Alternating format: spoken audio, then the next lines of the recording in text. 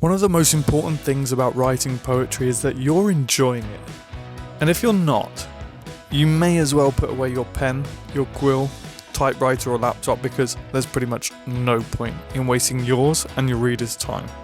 If, like me, you're writing poetry every day, things can become mechanical and stale pretty quickly, if I'm being completely honest when looking back over some of my work. Which is why you have to absolutely be loving life when you're at your desk. And to do that, you have to know exactly what you love doing when you're sitting down writing your pieces.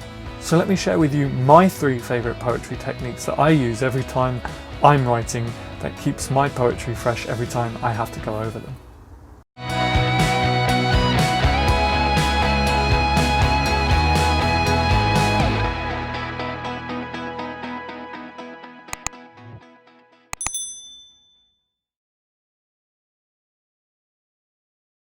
Like I said, writing every day has huge benefits, but the biggest downfall is it can become repetitive or boring, and probably both. That will be the death of you and your creativity. In this video, I'm going to show you exactly what I do to keep things fresh for me, and in turn, fresh for my readers. At least I hope it does. Remember, as I always say in these sorts of videos, anything that's creative is subjective. So what works for me might not work for you. So it's important that you take the time to find your voice and your style. And as narcissistic as it sounds, you need to find out what it is that you do, that you enjoy and makes you smile when you read back your own poetry. So number 1, never overthink your first drafts. But Adam, you always go on about being thoughtful and concise in your poetry. Indeed, my friends. And before you write a single word, there are certain things that you have to be thinking about. Let me show you my exact process.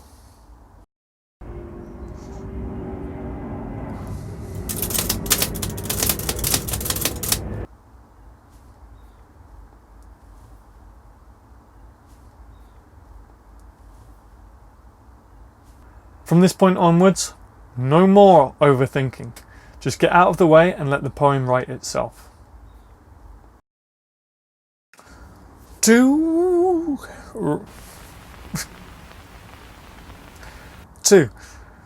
Writing in meter. How many times have you sat in a room somewhere?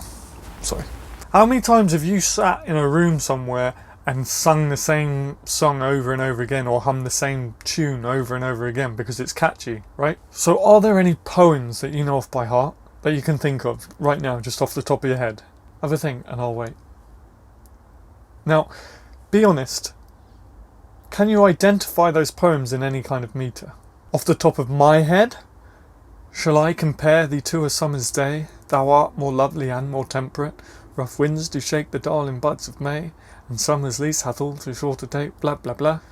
Or the idle life I live is like a pleasant sleep. Or I who am dead 1,000 years and wrote this sweet archaic song. Or even the crooked steps did creak that night we went for a tiny peek inside.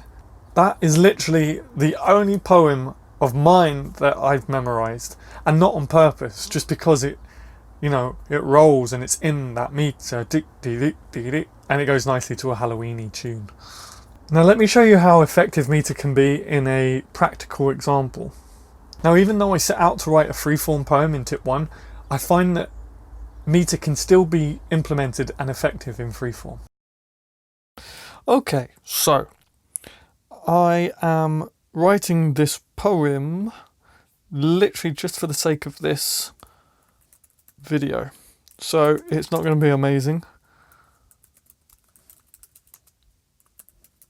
It's not going to be amazing. Sorry, I'm just doing this as I speak to you guys as well. It's not going to be amazing. I've said that about 5 times now. So here is, I'm going to write a poem off the top of my head real quick without thinking about how it flows or thinking about what the meter in this could be. I know a lot of traditionalists. I know that free form or free verse, whichever you want to call it, isn't supposed to have meter. That's the traditional way of thinking. I know that.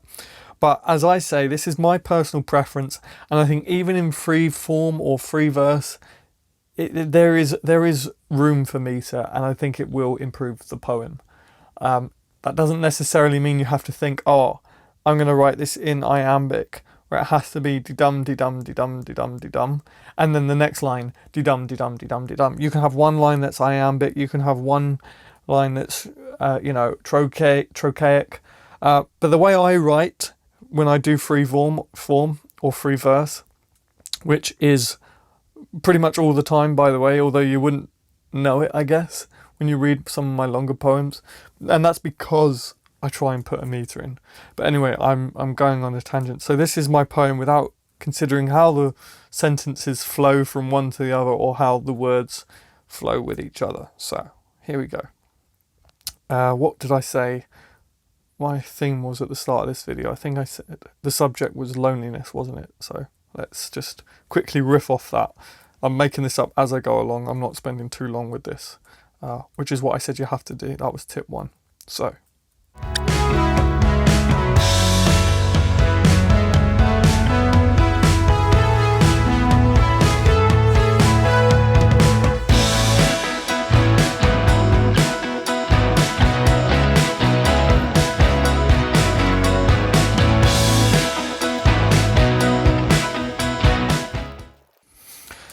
Okay, I was just riffing. I don't know where this came from. I just kind of took it sentence by sentence and just tried to tell a story. So this is sort of a free verse. I literally didn't think about anything other than the words that would come into my head.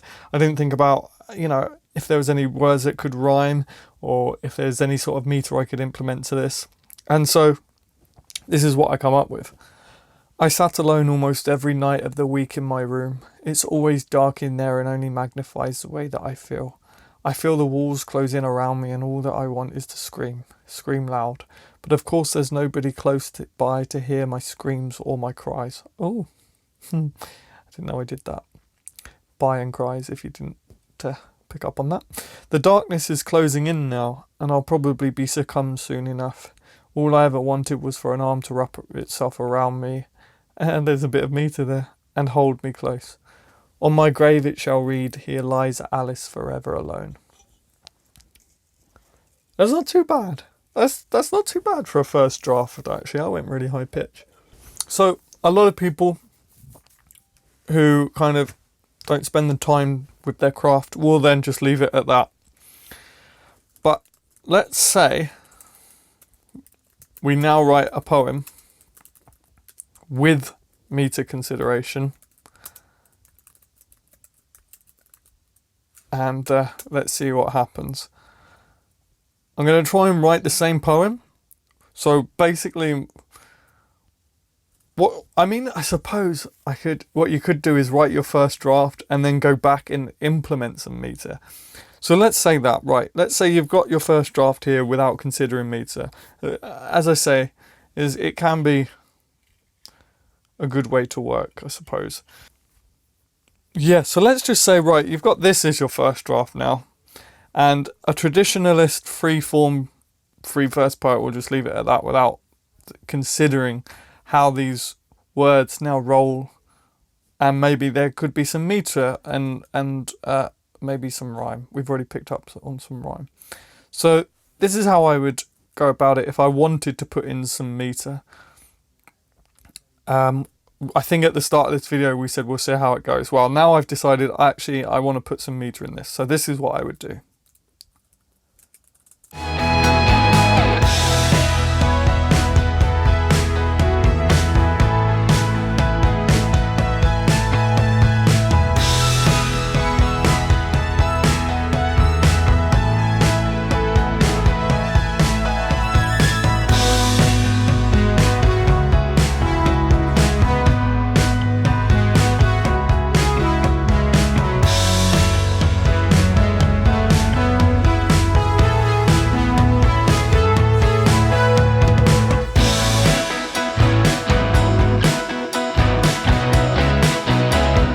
Okay, so here's just something I quickly whipped up from revising this, but actually considering meter in this. I still call it freeform because it's not a sonnet, it's not anything. It's just whatever I wanted to put down but in meter. So I personally still call that freeform, but traditionalists won't. Hey ho. Anyway, so this is how the original sounds without considering the meter, and there are some bits that naturally go into a meter because we're human and sometimes we naturally speak like that. But anyway, I sat alone almost every night of the week in my room. It's always dark in there and only magnifies the way I feel. I feel the walls close in around me and there you go, that's meter, around me, and all that I want is to scream. Scream loud. But of course there's nobody close by to hear my screams or my cries. Right. The darkness is closing in now, and I'll probably be succumbed soon. All I ever wanted was for an arm to wrap itself around me and hold me close. On my grave it shall read, "Here lies Alice, forever alone." Now here's something here's the same poem revised but with consciously putting in meter, like consciously putting in meter where as much as I can and where I think it works. I sat alone every night of every week, sitting in my room in total darkness, which only magnifies the way I feel. I feel the walls close in around me, and all I want to do is scream. Scream loud. But of course, there's no one around to hear my screams or hear my cries. Ha! Oh no. My brain is so fried these days. The darkness is closing in now, and I'll probably be succumbed to it soon enough. All I ever asked was an arm wrap around me and hold me close. And on my gravestone it shall read, "Here lies Alice, forever lost, forever alone." Hopefully you can pick up the meter in what I've changed. You can see where I've kind of tried to add an even spread of syllables across lines. I don't know why I highlighted that. This is a line that I definitely tried to do it with. All I ever asked was an arm wrapped around me and hold me close. Okay, maybe it's not. And on my gravestone it shall read. There's one. That's why you saw me quickly add the "and" at the front, because it just evens out the syllables. And on my gravestone it shall read, "Here lies Alice, forever lost, forever alone." I might actually lose that. And on my gravestone it shall read, "Here lies Alice, forever alone." Nope. We'll keep that. For example, here's another one. I sat alone instead of every, which is 3 syllables, I've just hyphenated it or whatever. Not hyphenated. Just put in this abbreviated. There we go. Every. So it's 2 syllables. I sat alone every night of every week. Now it's not even. I sat alone every night of every week. Yes, it is. It's 6. Yeah. I sat alone every night of every week. But yeah, hopefully I've made my point. Sorry, it's very early in the morning right now. For those of you that follow me on Instagram, you know I'm doing a lot of night shifts, and so I've had to do this after the original filming of the video. Anyway, I'm rambling. Let's get back to the video. 3. Rhyme. Now, remember, these are my favourite techniques. All the cool kids say that you don't have to rhyme, and luckily, I've never been one of the cool kids. Ever. If you're an avid reader of mine, or want to head over to my Instagram, or maybe even buy one of my collections, available on Instagram and Amazon, then it will not take you very long to figure out that I love using rhyme. In fact, it's probably in 97% of my work. It just challenges my mind and makes me smile. And whenever I read rhyme in poetry, I'm always impressed by the wordsmithery. That's definitely a word. I hope by now I've hit home about meter and rhyme. If you've been following my videos chronologically as they release, I hope you've learned everything there is to know about them, because I'll probably be moving on to a few more advanced techniques and teachings now. If you're watching this from the future, hello, future follower and friend. Do not be alarmed if when you're watching my videos that if these techniques crop up again, which they shall. They're just my foundational principles as a poet, and I really wanted to drill them in before moving on. Remember to love what you're doing, and at the root of this video, what I'm trying to tell you is that you need to have fun with your writing and exploration. So study your own work and see if you notice any patterns. The only person who can tell you what you enjoy reading and writing is you. Let me know if you enjoyed this video, and if you're a super student and watched till the very end, leave me a rose emoji in the comments so I know. Please hit the like button and subscribe for more videos like this, and turn on notifications so you don't miss a lesson. My name's Adam Gary and I'm a writer and a poet, and I guess now a mentor, maybe? I share my work across social media platforms like Instagram and now TikTok too, so please follow me on there because I need more friends. I have no friends. See you next week.